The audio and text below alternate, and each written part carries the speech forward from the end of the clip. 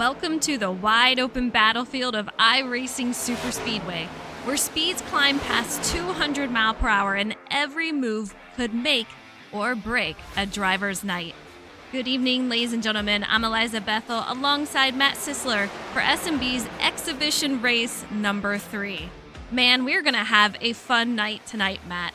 What do you think about this track? Well, glad I'm not driving it, because this is a track, like you said, one wrong move, and it's not even by you, could be a difference between glory and heartbreak. And at this track where there's room enough to go 4 wide very easily, well, like I said, glad I'm watching and not in one of those cars tonight. Yeah, we're watching practice right now. We just saw a little incident right there, pure chaos, and I see Jimmy Cocker in that 11 FedEx machine. He's able to get back on track. I know a lot of our drivers are being affected by those storms that we're having today, so I hope everyone is safe and warm, but he was able to get back in here. But man, it is going to be a wild night, 55 laps as these drivers get ready to go to qualifying. Absolutely, 55 laps at the fastest track that iRacing has on the service. Like, you get speeds here in the next gen that you don't get anywhere else on the service, just with how wide open this track is. For those of you not aware, this track is, for scale comparison, Talladega is 2.66 miles. This fictional track that we have here tonight, this is 3 miles with hugely wide banking in the corners. Drivers build up huge momentum, huge speeds, even in these cars, so be prepared for a bit of chaos tonight. Speaking of chaos, we see drivers making it up to somebody else's bumper and just no slowdown. Somehow he held on to it, so we'll see how this goes tonight, but man, that is absolutely crazy. Ghost, what's up? Chat Chicks, thank you so much for the follow. I appreciate it. Hope everyone is doing good. But man, we're in for a fun night as we only have about 20 or so seconds left in practice here. But you can take a peek at some of these drivers making their way on through.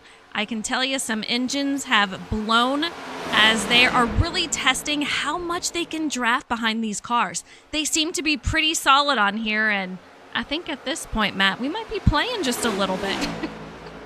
Absolutely. And we don't usually have fast repairs and shake and bake. With this being an exhibition, Eliza made the call earlier that we're going to give everybody one fast repair, just in case somebody does make a dumb move that it doesn't necessarily ruin another driver's night. You can get back out there and keep going. Absolutely. I was feeling nice tonight. You know, they were asking me, hey, what about a fast repair? And I said, okay, preseason, it's already chaotic. Let's bring it. So these guys are getting ready to qualifying, and we'll see who brings out here first. But I say we're going to have around a minute lap time. I mean, this is a huge track, and we'll see what they do to get around here the quickest, but I'm assuming somewhere around a minute. I'll take your word for it. I wouldn't know. I wouldn't know. The last time I was here was probably 2 years ago, just because I don't run this track much, but we'll see how these next gens handle this track. I had a concern before we got started that these cars that don't like to get bounced around much are going to have a problem with the entry and exit of these corners where there's a dip and a climb respectively, but at least in practice these things seem to be fairly stable through the corner, so fingers crossed we don't have any accidents caused by a car just taking the corner normally. On board with Isaac Brock right now in that 21 machine, and just take a look at that banking. This is what allows these drivers this high speed going around the corners. Imagine this in drafting. I mean, we are getting up to around 200 plus mile per hour on this track, and you really just want to glue that car down to the bottom on the straights. You might see some drivers take it a little wide and then bring it down. Just really depends what you're going to do out here. But the first lap, I'm going to say bring it up high for a little bit. And you see Andrew Allen out there. He's running that, I want to say, 4th line. There's so many seams out there. Definitely so many seams. And I would agree with that. I think at a track like this, at least I don't feel like maybe 1 and 2 on your first lap. Maybe run higher through 3 and 4 on that first lap, but 1 and 2, I'm not really sure if it matters. Just again with the scale of this racetrack, maybe you run a little higher in 3 and 4, get that momentum, get that speed up, and then go to the bottom and run your second lap all the way around on the bottom. But we'll see what happens. We'll see what drivers you use, and we'll see what's fastest. Absolutely. You see Jimmy Cocker here. He won last week at Martinsville. He's been looking forward to a Martinsville win for a couple of seasons now. He got it last week, so we'll see what he can do tonight. We have Isaac Brock going to the first on the board at a minute .4. So, man, this is a huge track, and Luke Allen goes to the top. Minute .201 for Lucan and a minute .282 for Luke Allen. These guys just keep hopscotching each other. Absolutely, and the happiest guy at Martinsville last week, Jimmy Cocker, just might be happy again as he leaps to the top of the board here in qualifying with a 1 minute .185. Something about Toyotas and Superspeedways, Eliza. It's a Joe Gibbs Camry. What can we say? That is true. That is true. These cars seem to definitely like it. You can see Devin Lucan sitting out here, P2 currently. Pete Ruzick, P3, usually in the booth. He is out on track now this season. Jordan going to leap on over him to P3. Tristan Helf to 4th. Pete Ruzick up to 5th. Andrew Allen 6th. Andrew Sanford 7th. Luke Allen 8th. Brock is going to be 9th, and Josh Cole sitting P10. Absolutely, and you can see if you look from 3rd to about 7th, it's like 2/100ths of a second, and it's just the minuscule things you do in the car. Just a twitch of the wheel can either gain you or lose you thousands of seconds, and you can see like 3rd to 4th is 6/1000ths, Eliza. So it's just a little. If you turn the wheel just a split second too late, you can find yourself all the way down in 8th when you maybe could have been as high as 2nd. Yeah, I mean, it's so true. You have just a little bit of a wiggle, or you don't stay completely elegant on that track. Is just going to throw your lap time by more than you're going to want. So you have to just keep that concentration and make sure that you nail every single piece of that track. Absolutely insane. It is insane, and it's going to get more insane when we have all 20, I believe we have 26, all 26 cars of ours out here tonight. 26 cars going faster, going wheel to wheel, closer than most people care to park. I think Mike Joy described it as once. So should be interesting tonight to see how these guys get going as we come to the end of qualifying. I'd say so. Yeah, only just a few seconds left, and only the top 13 are going to qualify. We see Joseph Turley still out there. But yeah, it looks like Jimmy Cocker, our last week's winner, he's going to be on pole tonight here at iRacing Superspeedway, and already we're taking it to the track. We're going racing, boys and girls. It's going to be a fun one. Let's go ahead and grid up for tonight. You heard it there. Jimmy Cocker is going to be on pole with Devin Lucan to his outside in that number 52 car. In row 2, we're going to have Jordan McGraw with Tristan Helf to his outside. Row 3 is Pete Ruzick in that 26 car with Andrew Allen sitting P6. And in row 4, we're going to have Joseph Turley in that 30 car with Andrew Sanford in that number 37. Row 5 is going to be Luke Allen in the 7 machine with Josh Cole to his outside. Row 6, Isaac Brock with Joe Berg sitting to his outside. Row 7, Dylan Raub, the last one to take a time in 13th with Thomas Harmon to his outside. The next row, we got Francis Harmon with Brody Folliker up on his outside. Thomas Flickcroft, Justin Mons behind them. And in row 10, Philip Bridgman and Riley Sawyer. 21st is going to be Brian Pizzikimi in the 78 car with Nick Tarana sitting P22. P23 is going to be Travis Stroney with Ryan Robertson sitting 24th. In 25th, we're going to have Kevin Dallator with Christopher Pugley sitting 26 in that 1 machine. So that is going to be, looks like your cars tonight in the field. Man, again, it's going to be a fun one. If you're out in chat, let me know who you have as the winner before we get started here. Pace car. You gotta The pace- survive. We talked about that last week, right? Yeah, and now you've got the big, very, very big brother of Martinsville here. So it's again, survive. This is literally a cross between Martinsville and like Talladega. You're going to need to survive, and one faster pair is good. We'll see how many drivers need to use it by the end of the race. See these cars getting going, and Devin Lucan going to be to his outside, and Jimmy has a great paint scheme, Denny Hamlin paint scheme. He got that win last week, so a lot of wins for Jimmy and his driver in the past week or so. We'll see if he gets it done tonight, but man, Tristan Helf in third. We've seen him perform very strongly in the last 3 weeks, but next week we're headed to Daytona for the duels. Can't wait to see that. If you're unfamiliar with how that works, that's how we will set the starting grid for our season opener at Daytona the following week. So should be interesting. Guys still with nothing on the line except for starting position, and it should be a blast when we get this going. I think so. All right, 55 laps. We are just on the back stretch. It takes a minute to get through here solo. Going to be a little bit faster once we get that draft rolling around, I'd say around 56 seconds, and we're going to hit around 2:01 for speed here. But man, 4 wide, 5 wide, I will not be surprised. The question is, will they keep it together and not wreck out? Well, you always help, but we'll see how long it takes for somebody to push the issue and go 4 wide. And iRacing spotter system doesn't always tell you when you're 4. From personal experience, definitely have never wrecked myself because of it.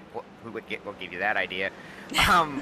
But personal experience, iRacing spotter system sometimes doesn't tell you if you're 4 wide. It'll tell you 3. So with enough room to move, there's every chance some chaos could break out because someone doesn't know they're 4.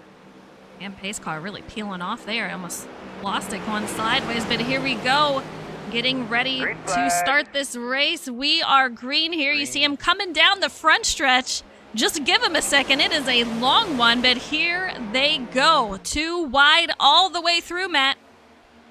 Yep. As soon as you say that, somebody jumps out of line to make it 3. It won't be the first time, or won't be the last time, excuse me, that we see that tonight. I believe that's the 43 trying to go to the outside, but nobody goes with him. He's starting to fall back as we come up to speed here off of turn 2.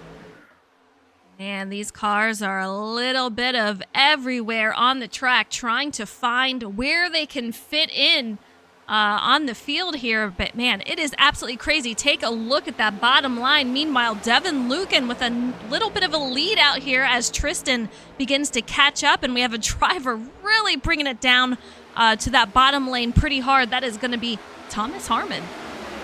And anyone surprised? Thomas already on the move. One of the best drivers in the series, finding his way to the front early as we are 3 wide, easily 4 wide at the line. Take a look at that. Absolutely insane. And, you know, your spotter doesn't always say it, so you just have to depend on each other, depend on yourself, that you cannot move up the track. And that's one thing I'm keeping an eye on, because I know with racing on this track, when you're heading into the corners with that much momentum, especially behind someone, it pushes your car up. But I'm not seeing these drivers do that just yet.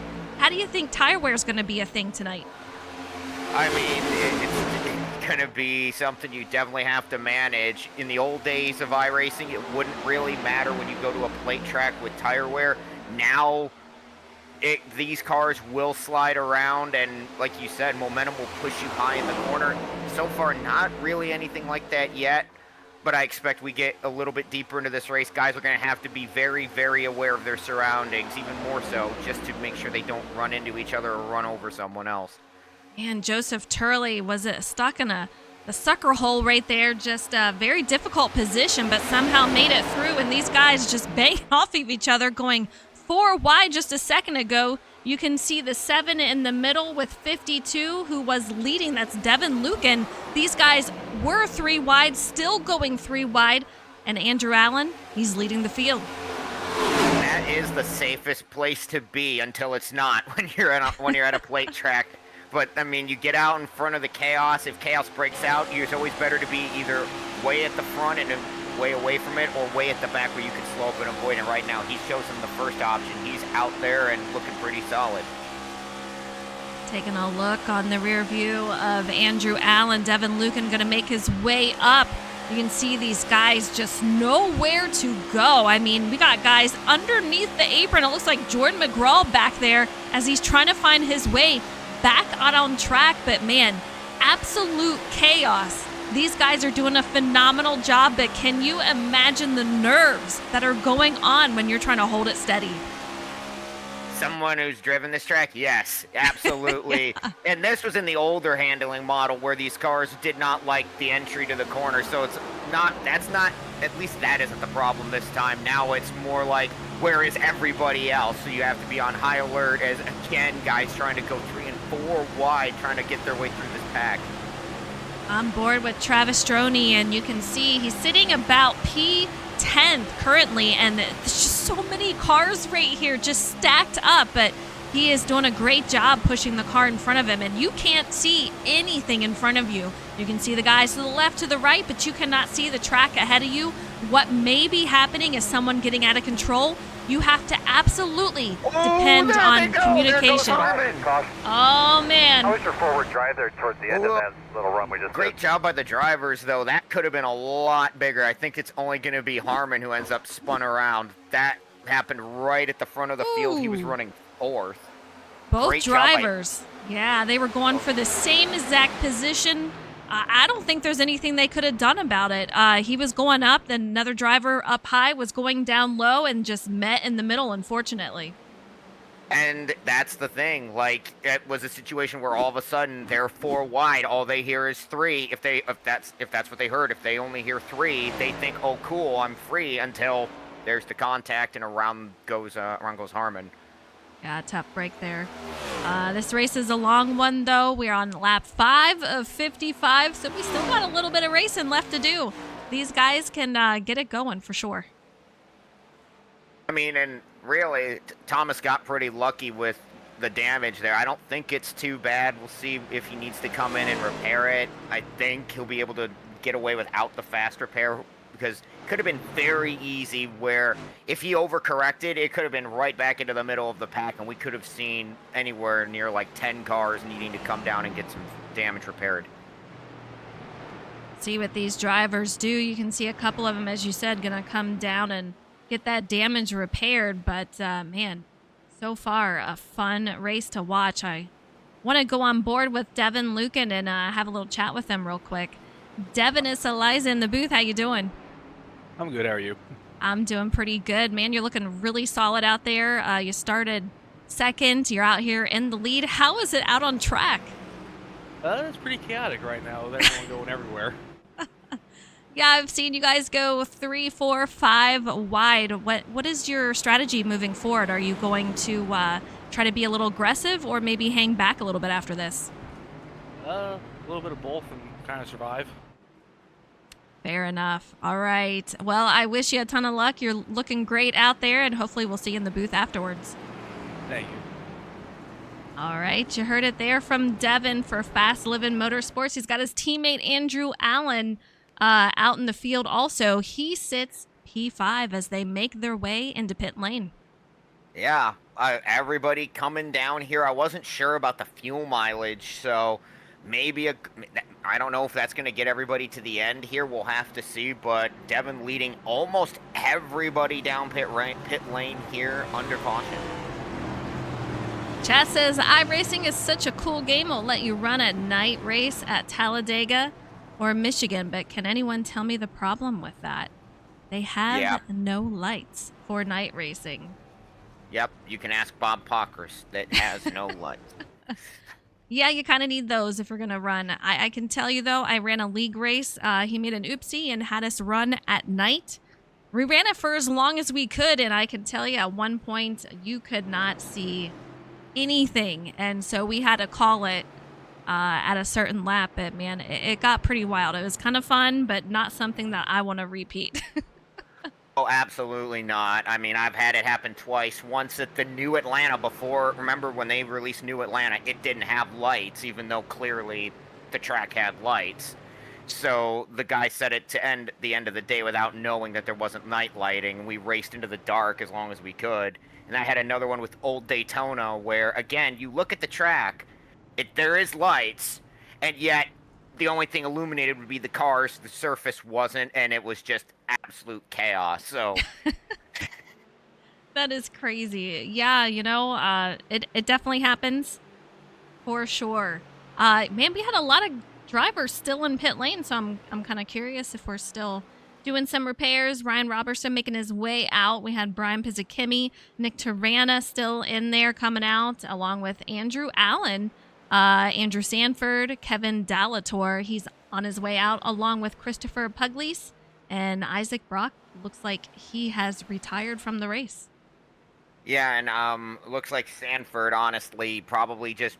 I thought he was gonna wait and get all his damage fixed if he had it. He was the one who Harmon went across the nose of, I believe, to cause that incident. He's on the move now, so he will come back out. He'll restart, I believe, about 24th. Which, hey, like I said, you either want to be in front of the storm or behind it, and he's gonna be at the tail end of it and be able to get out of the way if something happens again. So maybe smart thinking from Andrew. Yeah, absolutely. You also have to watch out, though, being in the rear. I mean, there's just, you see it, when something happens, it's usually a big one. So, you have to make sure that you can get around it. And also, you got to make sure that you can hold on to that draft. If you're the last one back there, and if you're not really trying to keep up with everybody, you can lose the draft very, very quickly, especially if you have some damage on that front end.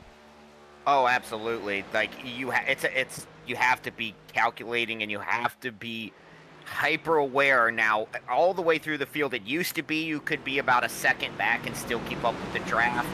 Now if you're out there by yourself, you might lose it at about half a second if you're not careful. So it's just balance, isn't it? Everything about plate racing comes down to balance, and it's finesse, which you wouldn't expect when to an outsider. It's just go fast and turn left. But there's so many things to think about, and we'll see more of those things you have to think about as this race evolves. Yeah, you said it there. It's absolutely what you need to think about. And the 44 moving back, that's going to be Brody Folliker. Not sure what he was doing. Must be fixing something before we go green here, but we're getting ready to go back to green. Joseph Turley going to lead the field up here. Brody Folliker directly next to him. Joe Berg behind him, along with Francis Hamilton. Getting ready to go back to green after a first caution. Here we go. Joe Berg getting a nice start, but man, I'm glad he didn't get too far out, Matt, because you know what happens. You get too far out, you are going to be a sitting duck, and already people going around him. Yep, I mean, I was going to say, you talk about getting too far out, and I didn't know if he was going to get that far out, but Francis immediately leaps up high in that Detroit Tigers Chevrolet, trying to make something work up high. He's got Jimmy Cocker behind him. We'll see if those two can push their way past Joe Turley on the bottom. A lot of drivers moving around. Let's go ahead and take a look. Man, oh man, take a look at these lines. We got the high side rolling. You got Jordan McGraw leading that up there. Francis Hamilton leading the middle line. And then they are going to take it down to the low line. And those guys in the middle just trying to find a home on the high side or low side. It is just complete chaos, as Devin said in his interview. Absolutely, and again, you want to be in front of the storm or behind the storm, and Devin he's in the middle of it, trying to work his way up literally through the middle groove there. He's about third in line on that middle groove. Going on board with him, he sits P7, and you can see the 24, that's Philip Bridgman, getting a little unsteady with those taps and that draft that's going on in front of him. Devin going to make his way to the outside of that line. A nice run by him. Let's see what he can do. Does he have any help out there? It looks like he does not. He's trying to find his way in front of that 96, Andrew Allen. He makes it happen, Matt. Absolutely a great move right there. Took the run up high, had a little bit of help from that Snickers machine behind him. got clear, dropped down, and now he's about third, or he's leading that middle groove about fourth as the inside line gets a little wobbly out of fourth, but they keep it straight. Yeah, looking a little unsteady. We have a couple of cars falling off the draft, and that's what we were talking about earlier, that you don't want to see happen. The good thing about that, though, is if something does happen, you are going to be able to respond to it quickly and get out of the way and hopefully not get any damage from it. But, man, take a look. 3 wide all the way through. Just completely insane as we're heading down the stretch here. 3 wide, 4 rows deep, almost 4 wide down the back straightaway, and this track wider than Talladega. You can definitely do it comfortably. Just have to keep, an eye on your surroundings. Riley Sawyer, we're on board with him, and he was trying to make a run with Mons, but it looks like Mons is going to fall back, but that low side is getting really dominant out here as the middle and high side just not being very consistent. A lot of drivers falling off and trying to just do anything that they can, but that low side, they're bringing it. Absolutely, and it's like the talent down there, 3 very talented drivers, Francis, Jimmy, and Brody. That's a big thing as well. If you trust your drafting partner, you can do that. They get way out there. That might be a little too far. We'll see if Jordan McGraw or anyone else further back can make a run. You don't want to get that far out. Here comes Jordan. Yeah, the FIWB teammates just bringing it to the track. And, this is a drafty track. You're going to work with your teammates. Unfortunately, Jordan, he does not have any teammates out there on track. Dylan Robb right behind him. What'd you see, Matt?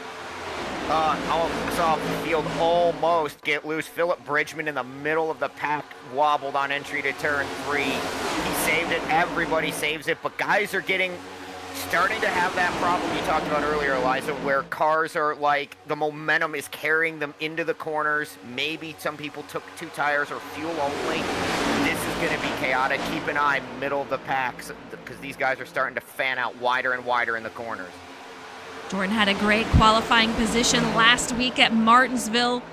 Struggled during the race a little bit. Man, something going on in the background there, but he started third on this one, currently leading the field directly in front of Dylan Robb. Looking solid out there. He's got some hot help from Brian Pizzakimi also in that pack. Absolutely insane, and Brody fell. Oh, trouble, Jordan! Save it! Woo! Casey, save it! Oh, does he? Oh my God, what a save!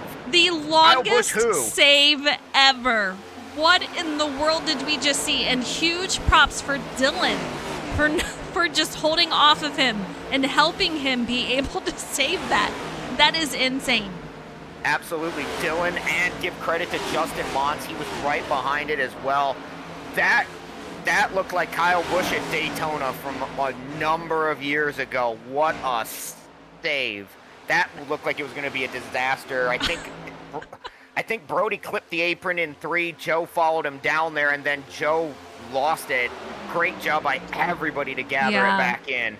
That's one of those things where I want to say, have you ever? Because that was the longest save I've ever seen. That is one of the best saves in iRacing that I've seen. It's so, because these cars are so hard to save normally, and the fact that he saved that at least 3 times is incredible. On this banking, nonetheless, and on the difference in the banking. There they the go. 7 involved. Brian 24. Pizzakimi, perhaps the 24, as you said. Oh, Pete. Oh, Pete barely squeaking through. Caution is out. We can find out. Drivers just get stacked up, man. Yeah, huge push there. Let's see if we can go back on, I believe that's Luke Allen right there. They say, what is it that I'm sure you hear whenever you do a plate race, Eliza? Constantly, don't push the pusher. Don't push Stop pushing the pusher. That was a huge push by Jimmy Cocker. It was. Absolutely insane. And, man, a couple of ARCA braking there in the background. Not sure who that was. That was going to be Kevin Dallator. Everybody just trying to get through. And, I mean, that's what happens. We saw those huge shoves in practice. We knew this could happen coming in. How about Pete Ruzick with that wreck avoidance? It looked like he was going to run right into the 24, and he was able to dart out of the way. Let's go on board with Pete. See what happened with him. You can see him. He's in that 26 machine. These guys spread out, and there's just so much smoke. Man, threading the needle straight through. So, yeah, great job by Pete there. Yeah, and remember what I've said. These cars do not like sudden changes, especially to the right. So the fact that he made that move, was able to dodge it, and not have a problem, like with the car trying to snap on him, great work. You know, we got to get Jordan McGraw in here. I mean, that was an incredible save. So let's get him in here and have a chat with him. Jordan, it's Eliza. How you doing out there? Oh, I'm doing wonderful, I guess. We watched that whole thing happen. You saving that incredible save. I gotta say, that's probably the most insane save I've seen anyone make. How were you able to accomplish that one? Just steering a lot on the wheel and getting lucky that the car would grip, because this track has infinite grip, weirdly. Unless you hit an apron on corner entry, and then it's kind of hard to gather back up. But, you know, let's ignore me screwing up to put myself in that position and just focus on save. That works for me. One word to describe this race so far, what would it be? It's been interesting. You know, it's kind of funny. You'd think the bottom line is where you'd want to be on the restarts, and so far I have very much preferred being at the top. So, and then the runs are crazy. Once you get out front, you kind of stall. But I feel like if you're the leader, you can maybe do a little bit of creating a bubble. I don't know. I'd need some more time up there to see if that's just in my head or not. But I don't know. It's been fun. It's kind of cool. I'm too far forward in my box, but it's not going to matter. Like I said, the runs are crazy as long as they're in the crash in front of me.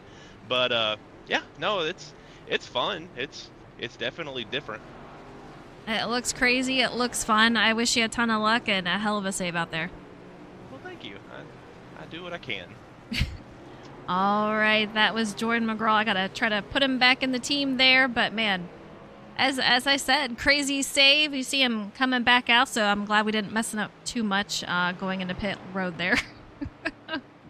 I mean, it is also these cars are so tricky to get in and out of your pit box correctly. It's very easy to lock the brakes and slide through the box even when you think you've got it perfectly. It's also very easy, not from personal experience, definitely not from personal experience, but to over-rev leaving your pit box and find yourself sitting sideways facing the pit wall. Definitely haven't done that before. No, never. There's so many different things you can do with these. Yeah. You know, we've seen how chaotic it can be in these breaks. I feel like sometimes they just don't want to work. So, yeah, I think we've all slid through a box or two or three. It definitely happens. Oh, yeah. And these cars have been on the service now for, what, like 3-4 years now? You would think we would be used to it by now. No, it still happens. Yeah, that's true. That is very true, unfortunately. But take a look who's up in P2. He's been a strong contender every single race. Travis Stroney in that 14 machine. We got Xfinity champ over here, Brody Folliker, sitting P3. He's up 13 spots, with Travis being up 21 spots. Meanwhile, Tristan Helf is going to be 4th. And I can't forget our leader, Devin Lucan, who started P2. He is up in 1st. And then Mr. Pete Ruzick, he's going to round out your top 5. Yep, and then we got Riley Sawyer. He'll line up 6th in that Jimmy Johnson throwback there. We got Josh Cole 7th. Justin Mons looks like he'll be P8. Francis Hamilton P9, and Jimmy Cocker P10. We got Dylan Robb out here in 11th, with Thomas Harmon in 12th as we're getting ready to go back to green. Brian Pizzakemi making his way up here. Jordan McGraw, who we spoke to earlier, 14th. Joe Berg in 15th. And I see you out there. Thank you so much, The Real Miato. Thank you so much for the follow. I appreciate it. Savage, I see you out there. Hope you're having a great night. Looks like the lights on the pace car are out, so we're getting ready to go back to green. Our second caution of the night. There is 55 laps here to run. So yeah, we still have a little bit of racing left. We did give out a fast repair for tonight, and I guarantee there's probably been at least a couple that have had to use it. You would think possibly. It just depends on impact and everything with how the next gens are pretty tough unless you hit on a wheel, in which case it's good luck.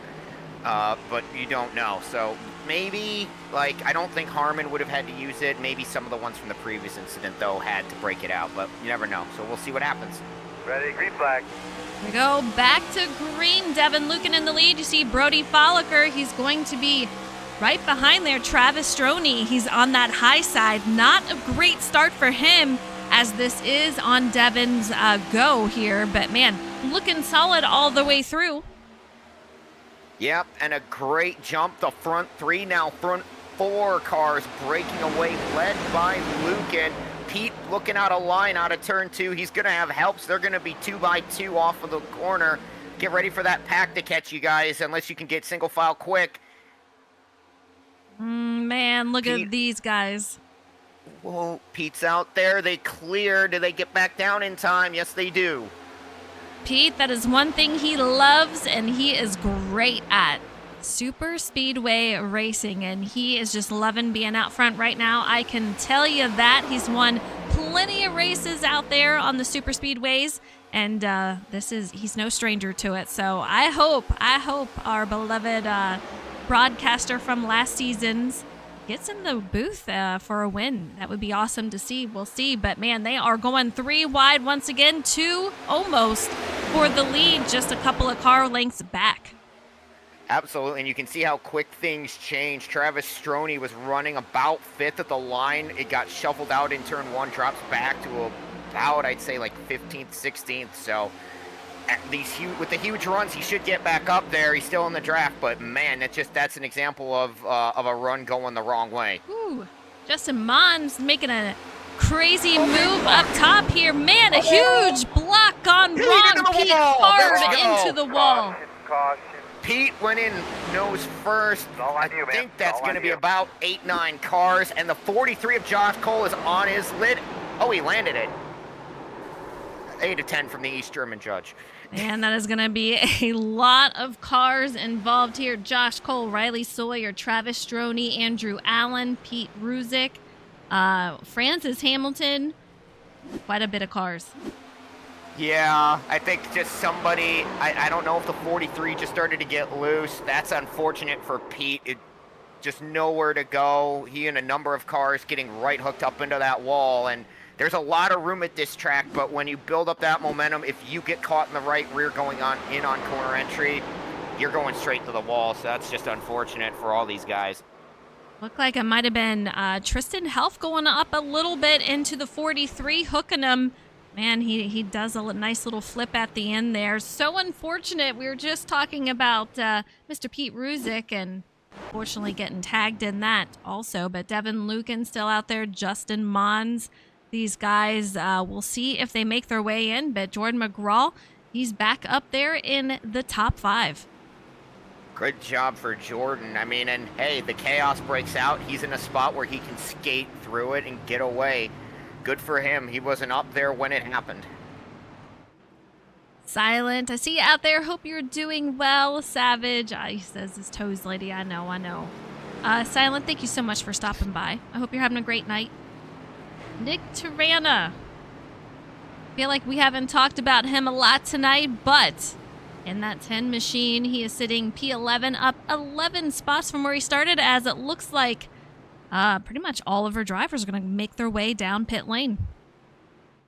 Yep, a number of them, it'll be to get some repairs done if they were able to get these cars back to the pit lane and keep them rolling after that accident. Obviously, we do have the fast repair, or as I call it, the backup.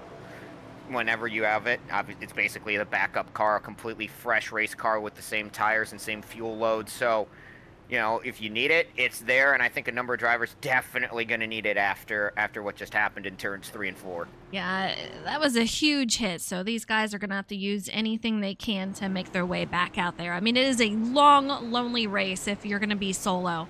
So you want to do what you can to try to fix those machines and get back out there.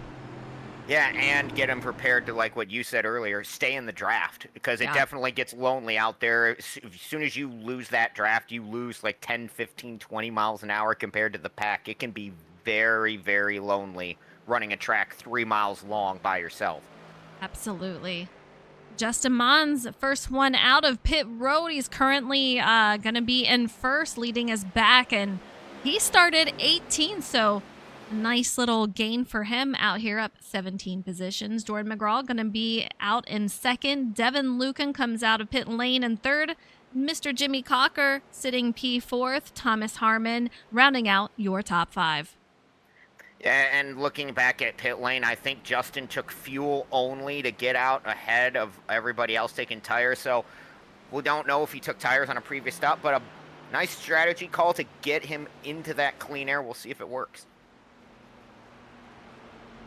Very talented driver. We saw him making some aggressive moves up top. Great moves to try to get where he needs to go, and that's sometimes what you got to do to get where you need to go out here, especially when the laps start winding down here. But I see a couple of drivers making their way back down pit lane, try to get more damage repaired or possibly just fuel, but I want to say probably damage.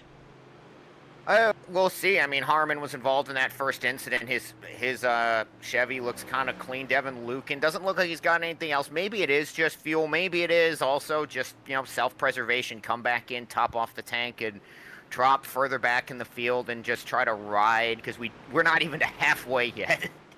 Absolutely. I've done enough races with him, Thomas Harmon, to know that sometimes he will just go in to get fuel just to start back in the field. He doesn't want in that chaos, and then once the laps start winding down, he will start to work his way up there, and it usually works out pretty well for him.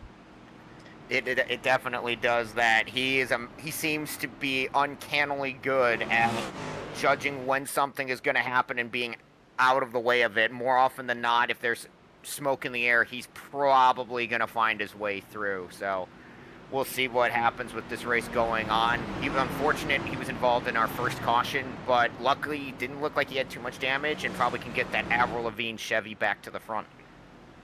I think he will, especially if we have these fast repairs. We have one of them for the drivers, but if you're in chat, let me know, who do you see winning tonight? Are we going to have a new winner? Are we going to have a repeat winner? Last week we had Jimmy Cocker, and the week before that at Auto Club, we had Mr. Thomas Harmon. Yeah, and I called it too. As soon as Harmon lined up for that restart, I'm like, here he goes. This is where Thomas is going to get it, because that's the guy where if you got a 2-lap sprint or late race sprint, you're going to put your money on Harmon to make a run. Getting back ready to go green here. Here they come down the front stretch. We are back to racing. Lap 23 of 55, 2 wide all the way through. And man, these last few cars are definitely spread out. Yeah, probably trying to get as much damage repair as they can, as we already see the 7, Luke Allen, trying to go to the outside of Jimmy Cocker. No help. Pete Ruzick stays in line. Will Jordan McGraw jump up? Looks like he will, although he runs way wide out of 2, trying to go around him. 3 wide for 3rd. Take a look at these guys. A nice move made by Tom Fleety to try to join Jordan McGraw out there on the outside. I'm not sure they're going to have enough cars, but man, if you got some powerful pushers, you can make your way up there. We'll see what they can do. Meanwhile, Justin Mons still in the lead. He's got Jimmy Cocker behind him. Luke Allen, Francis Hamilton. Looks like he's going to be in the mix there also.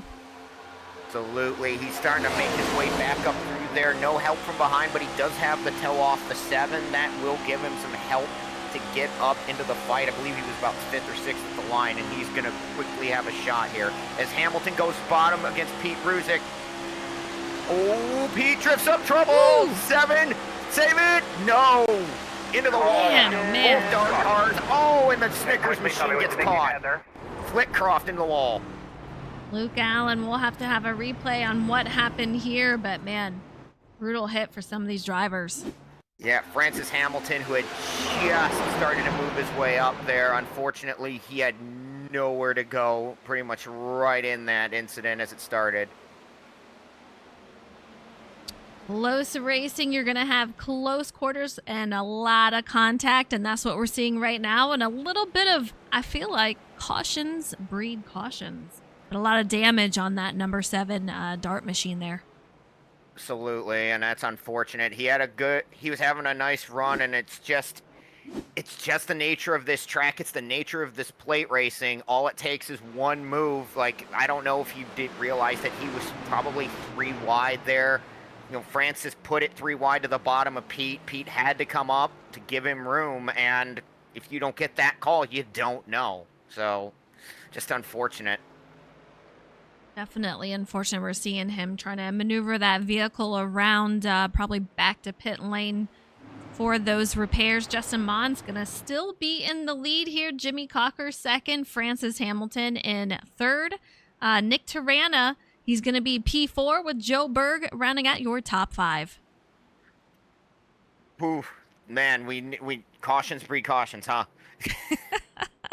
Yes, they do. And here comes Luke Allen down at pit lane. I want to bring him in here, but I don't want to mess him up going into pit lane. But yeah, a long, long drive down there. You think it's long? Philip Bridgman trying to limp that 24 back. I wouldn't be surprised if he broke a toe link or something else when he got caught. Oh, jeez.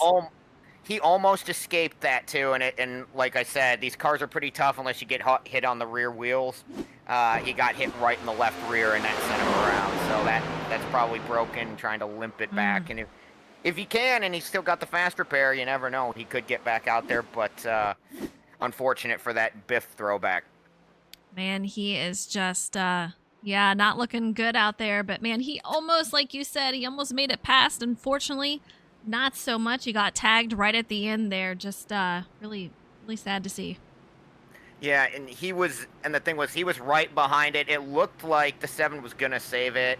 Yeah, I thought he was. Pete tried to straighten him out, and unfortunately, when you get straightened out like that, if you even have the wheel slightly to the right in a left-hand corner, car's gonna go to the right, and just unfortunate that he almost skates through, but just, and it's on the really the vulnerable part of these next gens, isn't it? The wheels. If you get hit there, good luck. Yeah, it's rough. It's definitely rough to come back out of there. So we'll see what happens, what he can do. But you can see him. He's made his way back out, so I'm gonna say that he probably used his fast repair. Well, he used up one of the cars he had for the first half of the race. Let's hope he doesn't use up the second one too early. Spins. I'm not sure if he was trying to make his way to pit lane. I was just about to grab him and bring him in, but man, spun trying to make it on into pit lane here. Nope, there he goes. And that's the good thing, right? With minute lap times on your own, 2 minutes under caution, he's got time to get it straightened up and get in his box, get back out, because they're still middle of the back straightaway here. For sure. All right, a couple of drivers down. It's going to be Jimmy Cocker going to lead the field back to green. Thomas Harmon in second, up 12 spots from where he started. Jimmy Cocker's exactly where he started. He started on pole. He's out in first. Joe Berg is going to be in third in that 93 machine with Jordan McGraw, P4. Yep, and you got Travis Stroney and Devin Lucan. They're going to make up the third row unless they come to pit road. It looks like nope. Can't always tell. Nope, the 14 is going to come in. Got guys playing mind games here. You have to excuse me, folks. Playing mind games at this track. Yeah, I think this track does enough of playing mind games. I don't know if you need to play mind games. And yeah, Travis Stroney in there, and you see Dylan C. Robb underneath the apron as he's making his way to the back of the field, it looks like. Brian Pizzikimi on pit road, Travis Stroney also on pit lane. We'll go back to our leaders here. Mr. Jimmy Cocker, Thomas Harmon, Jordan McGraw. three of the best, and you got Joe Berg lined up behind him. He knows how to get it done too. Justin Mons was your leader on pit entry. I believe he probably took tires this time. It's why he drops back, but still in the top 6 with all that chaos. So be ready. I think that Chevy looked pretty good out front. I always say this. I want to see it go green. But here we are at iRacing Superspeedway. We picked some very difficult tracks on purpose. We wanted to test these guys, have a little bit of fun before the, season starts here. But the real thing is happening next week. We're going to Daytona. It is the duels. We're going to set the grid next week. It's going to be fun, but it will be a little bit more chaos before the season starts. Absolutely. And I forget, Eliza, is the front row safe, or is every position up for grabs when we do our duels here in Shake and Bake? We haven't finalized it, but I'm assuming we're going to probably run it exactly how we did last season, so they should be safe. Okay, so every row is a position. If you're unfamiliar with how the duels are in real life, we basically do it the same way as NASCAR does it for the Cup Series. Every position is a row. Every position will matter. You lose out by 6 1/1000ths to somebody, that's an extra row further back for you when you start on, I was going to say start Sunday, but we don't have speed weeks. No, we don't. Do not. All right. Here they go. Back to green once again. Great Jimmy jump. Cocker out in the lead. Yeah, he's got a great jump there. Jordan McGraw in second, Thomas Harmon in third, and already that high side is moving. What do you see? 4 wide already. Francis Hamilton going low for about 5th. Oh, not again. Save it. Oh, Berg. Hey, man, Not sounds again. Like a little far away from your mouth again. Just double check that for us, Man, oh, man. Tirana again. He got caught in that last one, too, very similarly. Almost escaped it. Joe almost caught that. I was about to be very impressed. I want to say that was Devin Lucan down there that they made contact with. Have a look. Cautions, Just free tough. cautions. Huh? Yeah, it's tough. Yeah, those two, 93 and Devin, Joe Berg and Devin make some contact, and once you get that, it just snaps on you, and there's just nowhere you can go. Absolutely, and if you look at it as well, Eliza, I don't think Joe would have gotten the 4, even if there's a 4 wide call, I don't think he would have gotten it because technically he was still 3 wide on entry, so Right. he probably thought he's got room low and just turns down, doesn't realize that there's 2 cars low and nowhere to go. All right, eventually we're going to get it figured out, guys. But for now, we're on our 5th caution of the night. It is crazy here at iRacing Superspeedway. We warned you. You're going 4. Have we seen 5 wide yet, Matt? I believe we have. I don't know for how long, but these corners definitely are wide enough to where if the drivers keep it tracked, there are 6 grooves in the corners here. I just looked. So you do have room to even go 6 wide. I wouldn't recommend it necessarily with these cars, but you can go 5. You can go 4 fairly easily. Be ready. I think by the end of this, we're probably going to see somebody make a move to try to go for the win, and it may end up being a 5 wide race to the line. And Riley taking a last second shortcut to pit lane here. Almost looked like he was going to wreck it, but makes it safely on pit road. Tristan Helf out on track. Riley Sawyer, we saw him. Devin Lucan in pit lane. Joseph Turley, Andrew Stanford. A lot of drivers still on pit lane. Travis Stroney, Brody Follicker, Brian Pizzikimi, Nick Tirana, Joe Berg. We saw earlier, so I'm kind of wondering, did he use a fast repair earlier?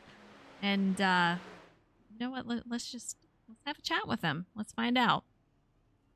Joe, it's Eliza. How you doing out there?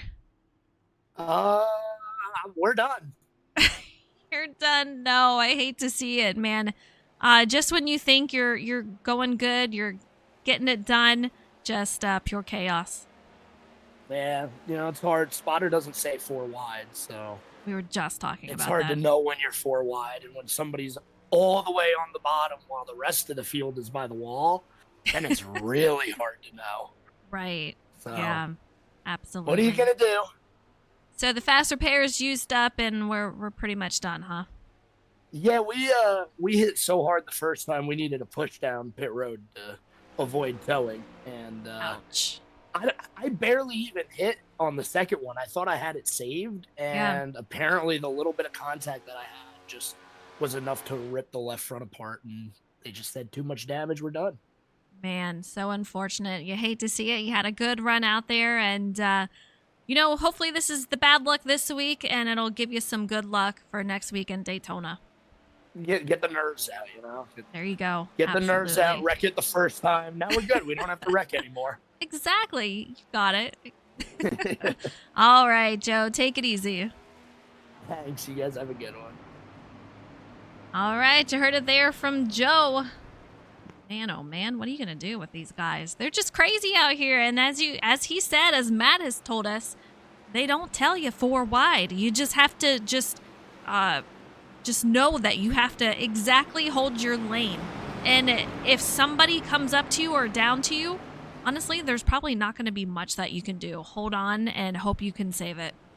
Yeah, and I think in that instance, there's really nothing Joe could do. Like, Absolutely. he's in the middle. He's in the middle of it there. If he moves up, he doesn't get the call that he's 4. I don't even know, like I said, looking at the replay, I don't even know if Spotter would have called him 4 wide, because at the time it looked like he was maybe just barely 4, but looked like mostly 3, and you just don't know. And without a human spotter to say, you're middle of 4, you're not going to get that call from either iRacing's onboard spotters, or I use Crew Chief, the app, and they don't Right. call you 4 wide either. So what are you going to do? Yeah, it's a tough track to see how wide it is, because you don't see that a lot, and this is a fantasy track. It does not actually exist. It is a blown up Martinsville, so It is. it's pretty crazy with a insane amount of banking, which is why you get these speeds and the chaos. But it's fun. It is a fantasy track, and here we are, all ready for the chaos tonight. Absolutely. It's actually based back from the NASCAR Racing Oh! 03 track called Coca-Cola Speedways. We got trouble under caution, pace car. We'll see if they actually... I would expect that we don't go green No here. I go. can't... Not Yeah, going. there it goes. Yep, So they called it. I get to give my history lesson now. Good. NASCAR Racing 03, I believe, was where it came from. It was originally Coca-Cola Superspeedway. Feel like Dale Jr. might have had a little bit of a helping hand in getting this put on the service, because there's no way to scan a fictional racetrack. I'm going back and looking at how that happened. I don't understand it, Matt. He just, I don't know if he accidentally downshifted. I'll have to go on board with him, but man, that's kind of wild. Yeah, I think he was trying to get down through the gears. You probably want to be in second. I think he kicks it to first, and car just revs up, and around he goes. And unfortunately, a number of cars just trying to mind their business, mind their P's and Q's. And unfortunately, a spinning car in front of you, you're not going to be able to really do that all that well. Yep, I just watched it. Definitely was in third, went down to second, down to first, and around he went. Absolutely, and it's going to cost him his front row starting spot. And the thing is, I believe the 2 car that was going to be there, Ryan Robertson, he'll get to start in line. And damage on the nose is not a terrible thing if you're pushing somebody or if you're in line with somebody, but you definitely don't want to be trying to lead a line if you have nose damage. So good for Right. Ryan to be a little bit further back. Same with the 34 for having a little bit of aero damage. Now he's a little bit further back. We'll have to see how that affects it, because they can't really come down and fix it now. We're going to go green. Right, yeah, I mean, you got what you got, and we're going back to green, so unless you want to go in there by yourself and then come out racing by yourself for several laps, you're just going to have to try to hang. So we'll see as we're getting ready to go back to green. Absolutely, and now it's Justin Mons and Jimmy Cocker up front to bring us back to green here. It'll be, I think, about 22 laps to go when we get rolling again. See Hopefully that not outside literally. line? I Green know, I know. We'll see.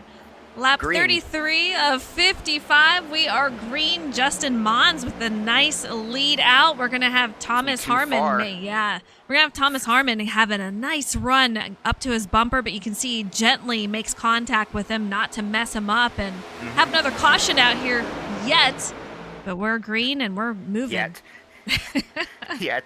Yeah, I'm surprised, but, you know, Thomas is somebody who's nothing else. He is very patient when it comes to making moves like that, so he could have very easily taken the run, maybe could have cleared Justin, decides, nah, I've had enough chaos for a little bit, let me just push him and ride in second here as we go 3 wide for about 4th on back. On board with Andrew Sanford, and you can see is very patient, hanging off a little bit, trying to give these guys some room to correct anything they need corrected. You can see him making contact with that apron as he's heading into the corner, and you do have to prepare yourself for that corner. We talked about it, and when you have all that draft, it's going to kind of hike you up the track, which, as we've seen, can cause huge chaos. So he's doing a great job down there. Absolutely, and also you have to be aware of where the apron is. This apron is such a harsh transition from the apron to the banking in the corners. It definitely upsets the car. We've seen it happen a couple times tonight where a driver will follow somebody down in the corner and hit the apron and it throws them sideways. Justin Mon still in the lead, and man, they are stacked on that low side right there. Lap 35 of 55. About 21 to go here, but man, that high side trying to get rolling, and they're doing a great job. You can see what they're able to do up there. That is going to be Jimmy Cocker leading it, but unable to make up time on that low side. But man, they're giving it a go. They're giving it a go, and they've got 4, look like probably 5 if Luke Allen can get up there. I believe that's Luke in the 7. If they can all get lined up there, they can make it work with the momentum up high, but that inside line with Justin and Thomas doing a good job right now just maintaining where they are as the middle line's gaining drivers as Pete dives out of line into the middle in turn 1.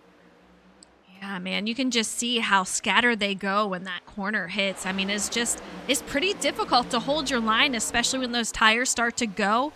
I don't know their tire situation currently. We've just had so many drivers going in fixing damage and whatnot, so these guys pretty stacked currently, but man, no one has lost the draft yet. No one has. Andrew Sanford with huge run down the back straightaway. Now he's to the outside of Mons trying to take the lead out of turn 4. He's got Ryan Robertson and Jordan McGraw behind him. Good recovery for those two after they were involved in that restart incident. McGraw to the middle, 3 wide. Oh, look at that. I was holding my breath. I'm not going to lie. He went down there and, went right in front of Jordan. 4. Questionable 4 wide contact between Jordan and a driver next to him. Can we hold on to it? You got Tristan down below, Jordan above, and, man, they are still moving. Oh, my God. I held my breath right there going in the corner because he got in there and he got to the left rear of Ryan Robertson, and I thought that was going to be it because we've seen it happen at least twice tonight where that contact sends somebody around. Great job by everybody to keep it straight. On board with Brian Pizzacchimi, and take a look at that banking, just absolutely insane. Could you imagine this in real life? But man, coming off the corner here and still behind Jordan McGraw on this high side. And we have a third line up ahead. You see it right there. Luke Allen in that 7 machine. These guys are tight. They are on top of each other. And, I mean, it's Daytona will see something similar. Not quite as extreme, especially in the corners, but oh my goodness, what a way to close out the preseason. You wanna prove who can really get it done on a plate track. This is the track to go to. Justin Mons trying to follow that run up high, but Andrew Sanford, he's not going to stand for it. He's got a nice run in that Starburst machine. Riley Sawyer in second, and Justin Mons going to fall back to P5. Man, just look how tight they are. Just so many cars in such a little position. Riley Sawyer, new leader. He goes to the front. Brody Folliker right behind. Great job right there. Riley saw the move. Somebody was trying to cover it, didn't quite cover him as he got the run. Brody pushed him through, and they were just able to dart in front of that 37 car on entry to turn 3. Great job to give that Jimmy Johnson throwback the lead tonight. 12 lead changes so far in this race.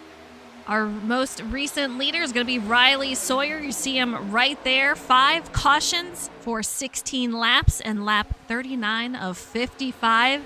this race. We still got a little bit to go here, so we'll see what happens. But man, oh man, great job to these guys. Fun race.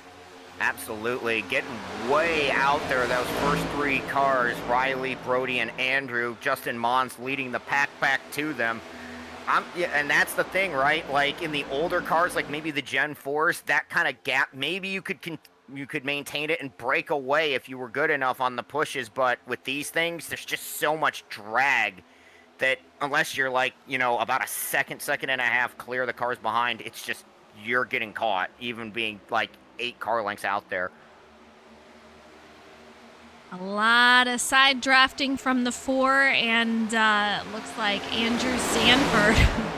They were making a little bit of contact. Andrew saying, you know what, get off my side draft. You're keeping me off my teammates. And off he went back to his teammates again. Meanwhile, Justin Mons right in the lane next to him. We are 4 wide once again. No surprise here.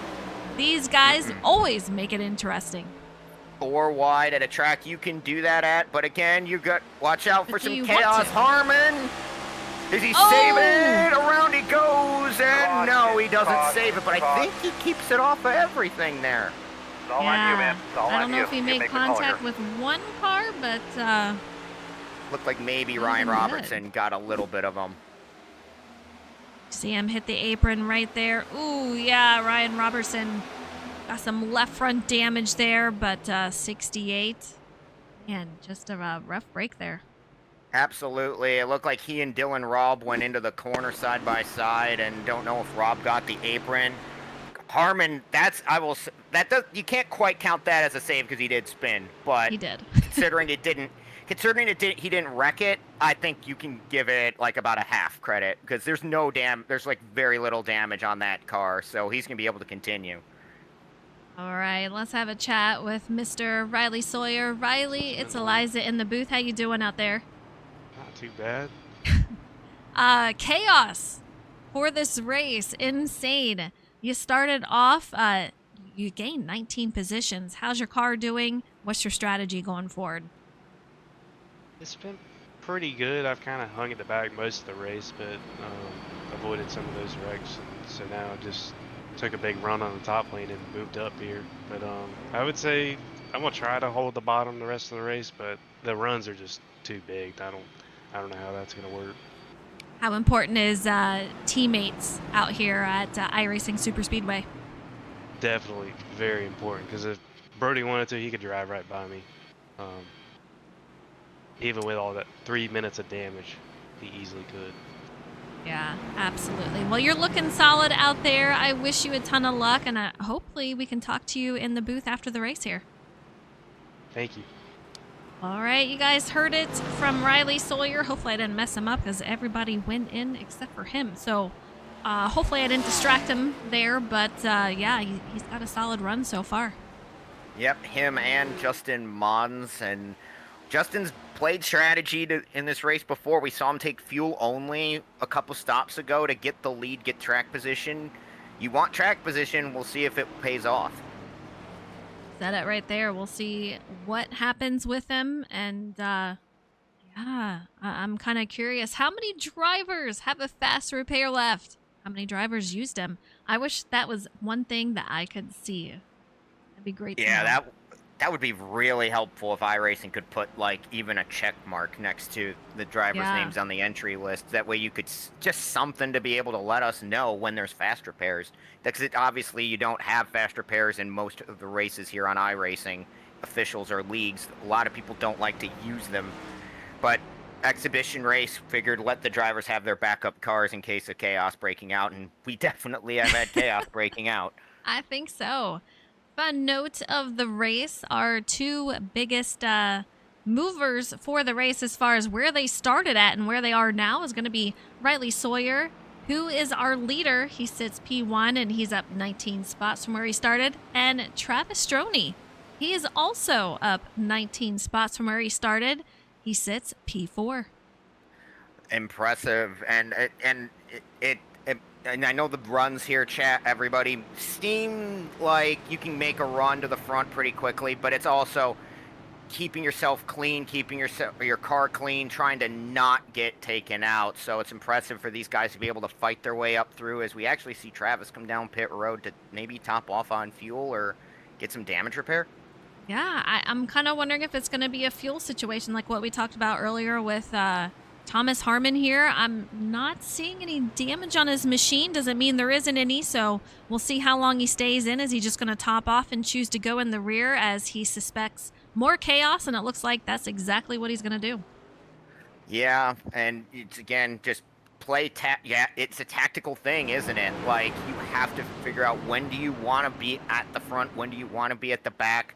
As a driver, I genuinely usually will try to make a run in a plate race type situation when we get down to like final 20% of the race. We're about to hit that right now, so be ready everyone. These runs are going to start to get bigger and drivers are going to start to take more than they're given out here. Absolutely. I mean, we heard Riley talk about the runs and how massive they are, so he said he's just going to try to hold that low line, and hopefully it works out for him. But, man, it might be a rough ride out here. We're going to take the start on Francis Hamilton, who sits currently P7, up 8 spots from where he started, and you can see him going down underneath on the backstretch as we head into Turn 3. And Savage, I see, says it's been a pretty nice race so far. I agree. Very interesting race. Sometimes very chaotic, but here we are. They're doing a great job. Absolutely, and like we said earlier, we wanted to test these drivers in the preseason. Definitely, this is the ultimate test of how good you are at plate racing to come to iRacing Superspeedway. Yeah, this is a huge test. I mean, it's got massive amount of speed and just a wide track that, as you see, we've pushed it to 4, sometimes 5 wide, and you can see it doesn't always pay out, but we're going back to green. Riley Solar going to lead us off, and we're currently on board with Francis Hamilton. I want to get just a picture of how chaotic it can be, but you see Francis Hamilton kind of hanging back a little bit, kind of letting everybody do what they need to do. Lets down teammate Jimmy Cocker. Yep, and like we heard in the interview, teammates gonna be huge here in the late stages. Dylan Lucan are lined up behind the 84 Sawyer. The 2 teammates lined up behind them. We'll see what happens as Lucan jumps out of line. He's gonna try to go to the lead. Look at the top side. We got 3 cars charging up front here from Pisakemi and Harmon up trying to make a run. Yeah, those are teammates also doing a great job for output. They have lost a teammate. He was not able to race this season, so it's just at 78 and the 68. Hopefully they'll have some joiners up top. But you see Mr. Mons sitting P7. He's down in that middle line getting pushed by, I want to say, who is that? Andrew Allen possibly? Yes, or Tristan Health. But that middle line, take a look. Justin Mons going to take it 4 wide, trying to make something happen here, and it goes back down to 3. But, man, chaos. Here we go. Absolutely, and like I said, it's going to be a lot more take than it is give now as we get down to crunch time final. We're coming to 10 to go. There are 4 wide deeper in the pack. Everybody trying to get to the front.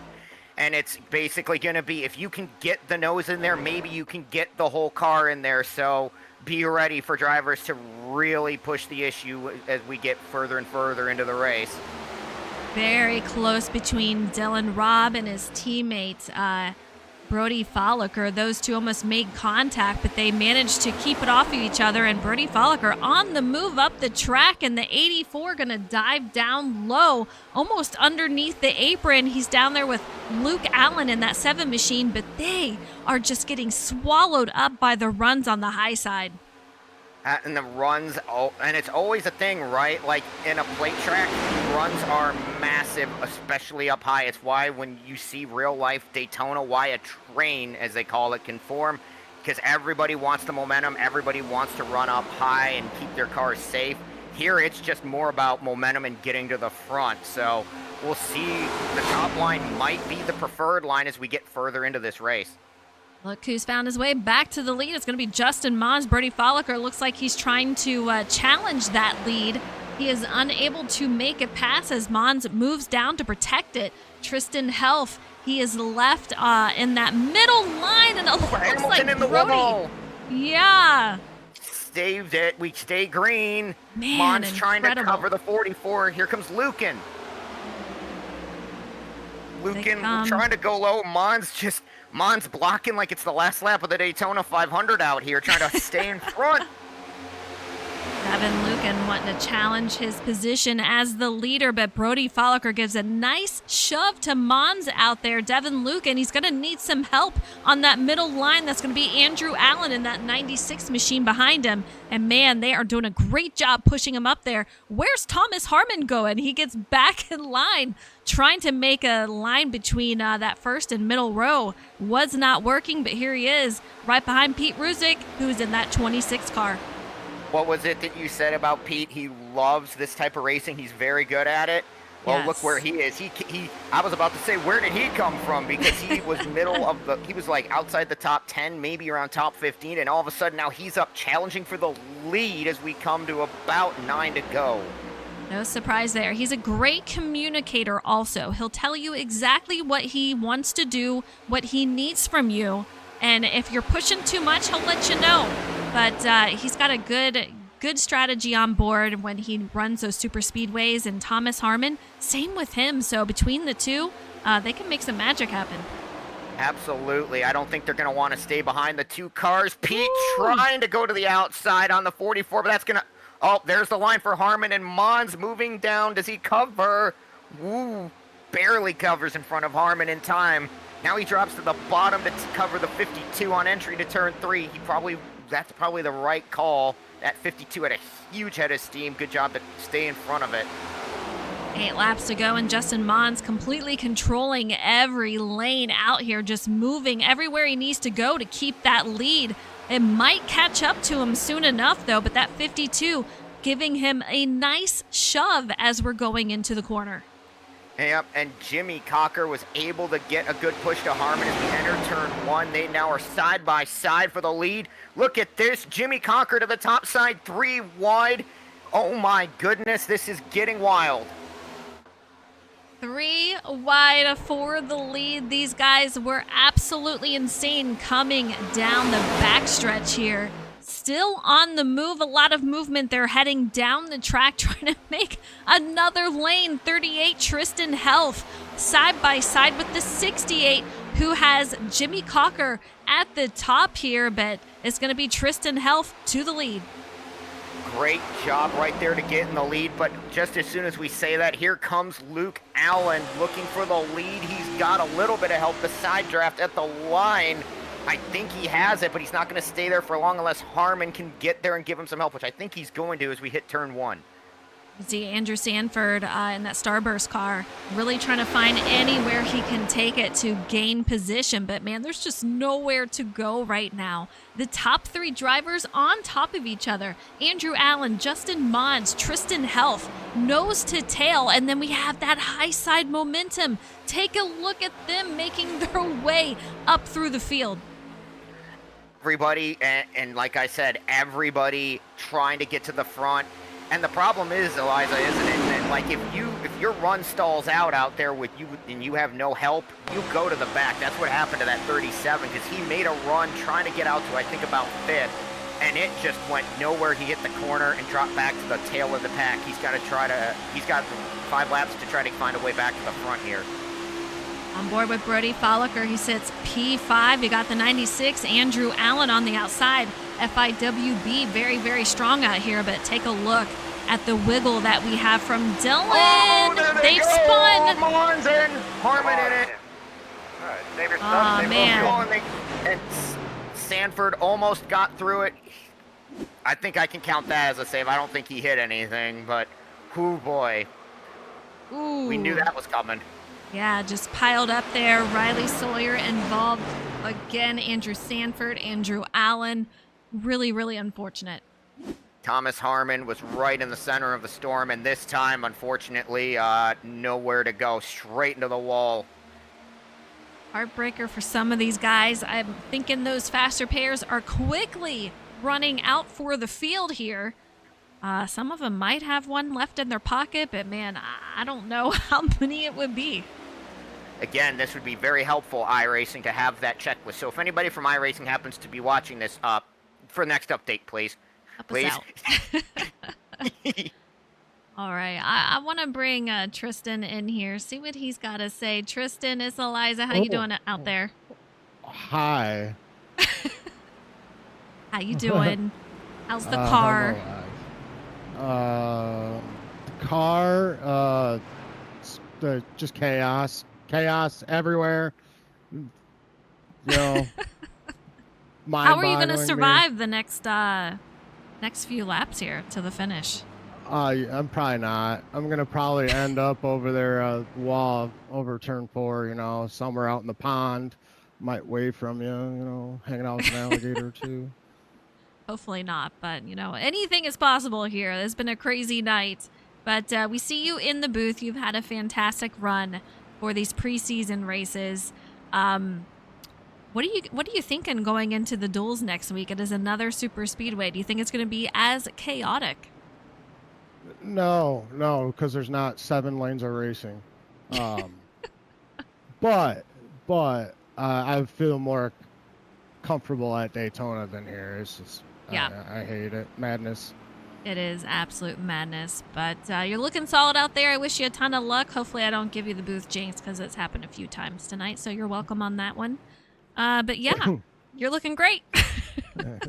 Thanks. All right, you guys heard it from Mr. Tristan Helf. And I don't think he's got a teammate out here, does he? I don't believe he does. We'd Yeah. have to look at the team roster, but I know it's Tom Flitcroft, and I know Brendan's not here, so I think he is El Solo for the teammates. Joe Turley, I believe, getting his lap back. And hey, I mean, if you're going to get your lap back, you might as well do it right now. Get a shot. I say that, and Tom Flitcroft is out here sitting P3. He's going to punch me in the head. So yeah, Oh, he's got a teammate directly behind him. Sneaky fella, and I knew that because I knew he was driving the Snickers car. Love the paint scheme, by the way, Tom. Sorry about that. I knew you're out there. I was just kidding. But yes, he started 17th, sitting P3. He's done a good job. He was involved in one incident where he tried to skate by it and got caught, and maybe he didn't have to use the fast repair. We'll have to see. Hopefully we don't have to figure that out, because I think, if I'm not mistaken, Eliza, we're going to have a natural green-white checker here. Hopefully we don't have to use any of the overtime ones. I'm hoping, but this track is so long. Yeah, I'm just hoping. That's all I can say for now. But Polish, I see you out there. T-minus 5 weeks until I get to race full time. Let's go. We're starting Daytona duels next week. It's going to be, I can't even say it. It's not even a points race. But we're going to be setting the grid next week, so pretty excited about it. That will be great. We may have to be using the first overtime. I'm not sure if we're going to go green on... No, we're not, because we'd be going green on 54, so we're going to go green on 55. We are going to go to overtime here. All right. Well, here we go. Can we make it happen and finish this race without another caution? Fingers crossed. If you're out in chat and you want to take a guess on who's going to take the win, let me know. We've already had Jimmy Cocker last week at Martinsville and Thomas Harmon 2 weeks ago at Auto Club. Matt, who do you say?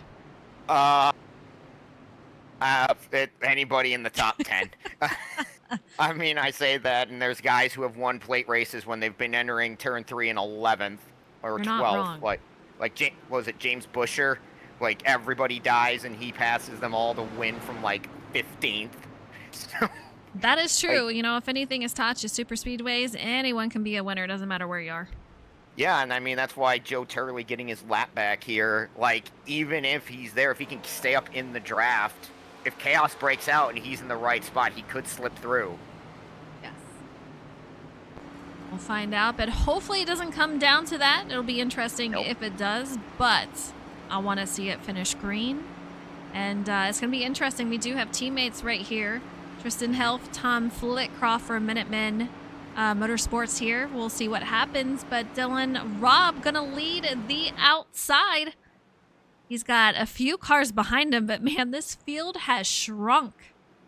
We still got some cars joining it. Absolutely. and it's the nature of plate racing. You're gonna lose cars. We would have lost cars even faster if we didn't have that fast repair. We might be down to like 7 if we didn't if we didn't have that fast repair. So glad we have it, giving these drivers a second shot at it. And look, it was P4, Eliza. We'll see Pete Ruzick. Can he make it happen from that spot? Anything is possible, like we just talked about, but we have 19 drivers on the lead lap, getting ready to go back to green rather shortly here. Yep. Pace car pulls off. First attempt at a green-white checkered. We have 3 of them. See if we can't get it in 1. Green flag. Green flag, Tristan Helf. You see him leading the field. Dylan on the outside. Tristan's got his teammate right behind. We'll see what he does to push him to the win. You know these guys are going to communicate quite a bit to try to bring it home a winner.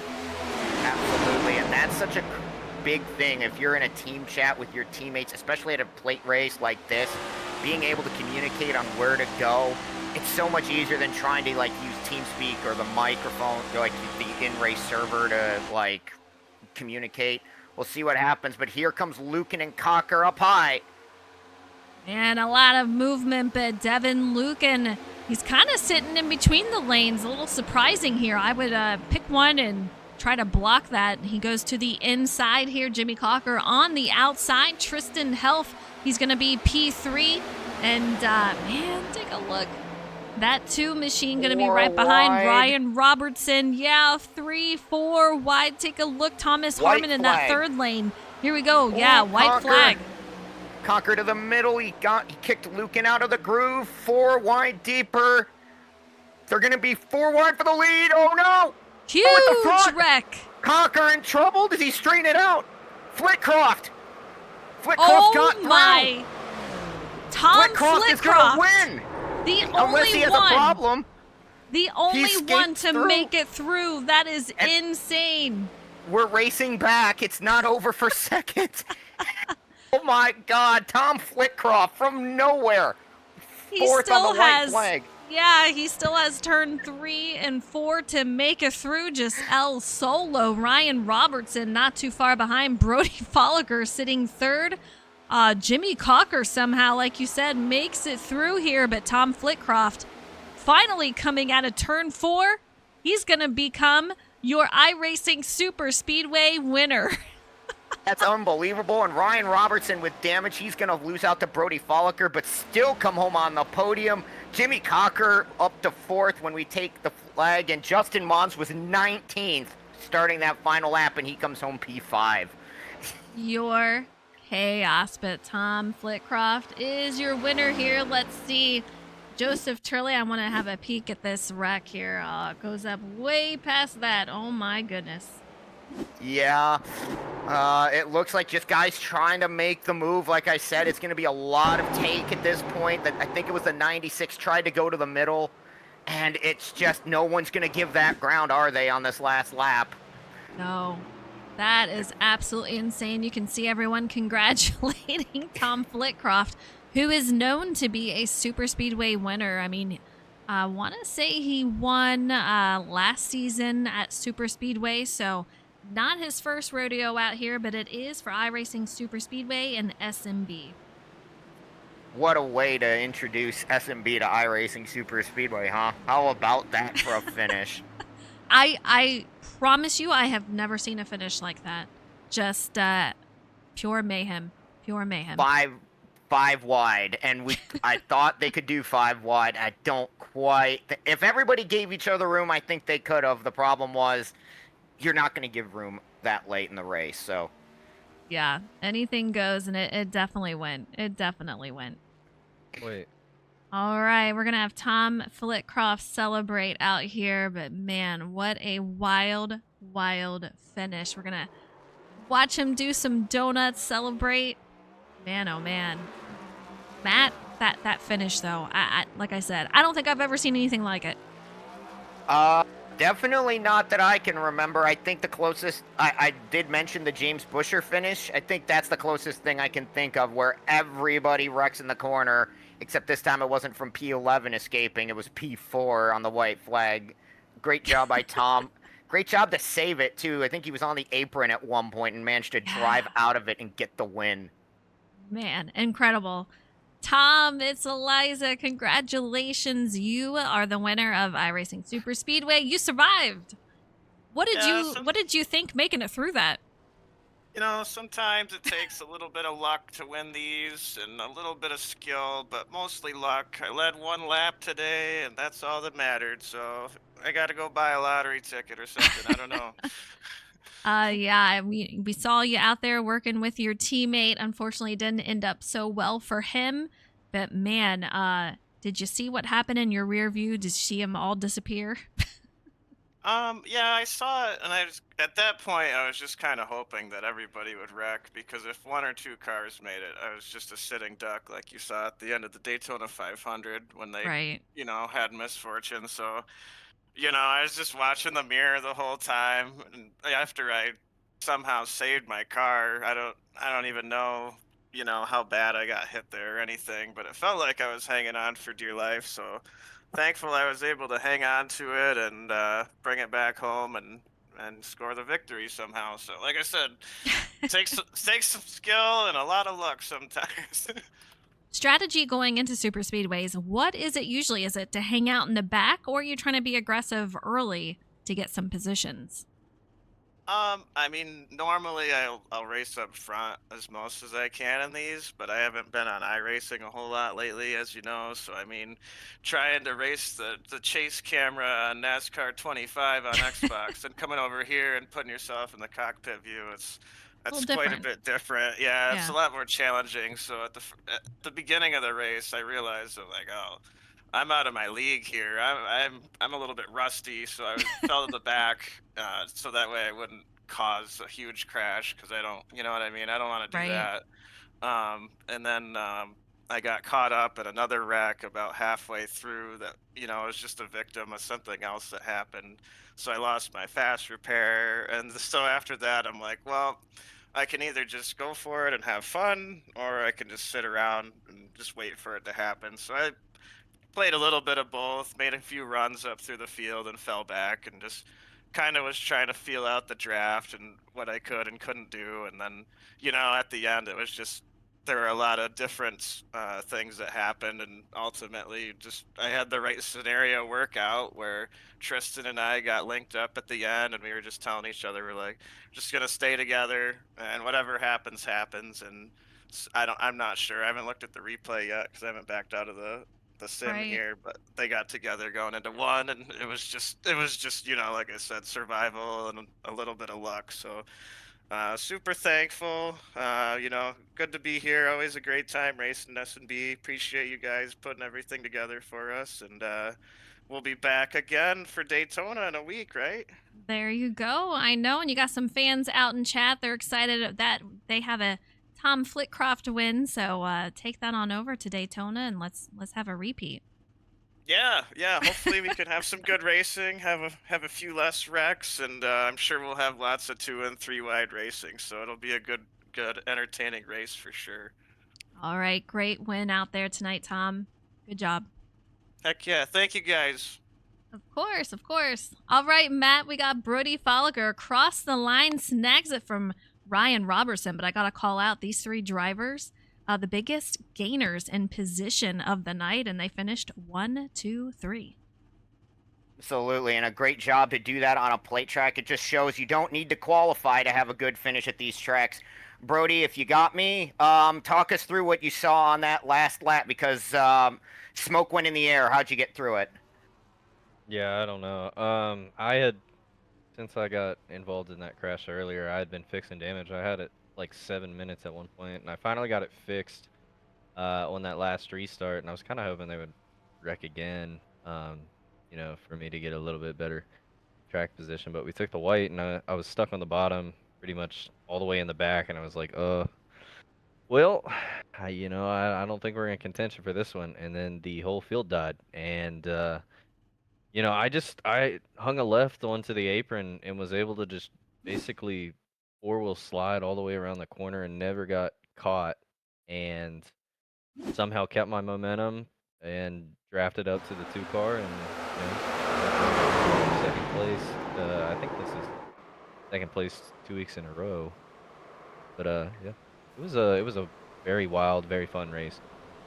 Yeah, talk us through your race because you did have that damage. Wild and chaotic definitely describes iRacing Superspeedway from at least from the booth, but from a driver's perspective, how would you have described that race? I mean, I have never, other than Carb Cup, I've never done a race here. I didn't really know what to expect other than just crazy runs. It seemed like the bump drafting didn't really do anything. It felt like NASCAR Heat 5 whenever you just hit the back of someone and stall out. Um, but I don't know. I definitely didn't want to just sit in the back and survive. I wanted to race. So. Even when I got that damage, I pretty much was able to just drive back up through the field. The damage didn't really hurt the car at all. So I pushed the whole time. It was very fun. Very fun and possibly informative for Daytona next week. I know, like, there's not a lot with this being a completely fictional track going to Daytona for the duels, but is there anything you can take from racing these cars here to Daytona for next week? Well, I think this kind of gauges a little bit of who you can link up with in them races. People that, can and can't hold a line. Tom is one of them guys that you absolutely want to link up with in one of these races. So, you just kind of you kind of feel out the field. So, although it's completely different, it's a completely different kind of racing altogether. I think that, you can kind of feel who you can work with for next week. All right. Well, we'll look forward to seeing you go for it next week, and hopefully, maybe you can go a spot better in the duels, Brody. Thank you. Eliza, I believe we have Ryan to talk to as well. Yeah, Ryan Robertson bringing it home third. Man, you started 24th, gained 21 spots. How did your race go? And question, do you still have your do you still have your fast repair? Oh yeah. I still have the fast repair. I didn't use it. Luckily that whole race. I just kind of ran Oh, in the wow. back. Just to survive. I knew it was gonna be crazy. With 3, 4, 5 wide even. So I kind of just ran in the back, bided my time. And I wanted to make sure I saved that for the end in case I did need it. Luckily I didn't, but almost missed the wreck there. It was just nuts going into one, and just had to try to survive and came home third. Can't complain too much tonight. And as we talked about earlier, how was drafting? I mean, were you able to make moves that you needed to make your way through the field? I mean, the draft was a little odd. It seemed like once you got locked on with somebody, it kind of just stalled out if you weren't paired with the right person. But you could definitely make moves and get those runs. Definitely pretty easy to lose the draft. So definitely something tricky, but overall this track definitely was wild with the runs you'd get, and then sometimes just the line stalling out once you got towards the front. Yeah, I know Matt mentioned. Is this any kind of helpful information for Daytona and how you might change that strategy there? I think it's a little too far different than Daytona. I think the cars, with how long fifth gear is here, I think it's going to be a lot different at Daytona. We're going to see a lot tighter packs. I think not as big a runs at Daytona, so I think that you'll have to lean more on people so far at Daytona compared to here, rather than being a single car and being able to pull off of 4 or 5 different cars for draft. Fair enough. You had a phenomenal run tonight. I'm looking forward to seeing what you can do at Daytona, but great job out there. Appreciate it. Thanks, guys. All right, Matt, that is it for us tonight. Next week, we're headed to the duels. It's going to be a fun one. And man, I can't wait to see. We've had 3 different winners so far. Do you think we're going to get another new one? I think we're guaranteed of one, Eliza. There's 2 dual races, so we're going to naturally have a new. Well, no, you're right. We might not if we. I just shot myself in the foot, didn't I? The booth jinx is definitely a real thing, so we're gonna find out, right? Yep. Booth jinx even affects the commentators from time to time. Very, Whoops. very true. But you guys, it's been a fun night. Thank you so much for being out here. We appreciate it. The drivers did a phenomenal job. We'll see you in 1 week around 8:15 p.m. Eastern Standard Time. We're going to be doing some driver spotlights, so it should be a fun night for sure. You guys take it easy. Take care, everybody.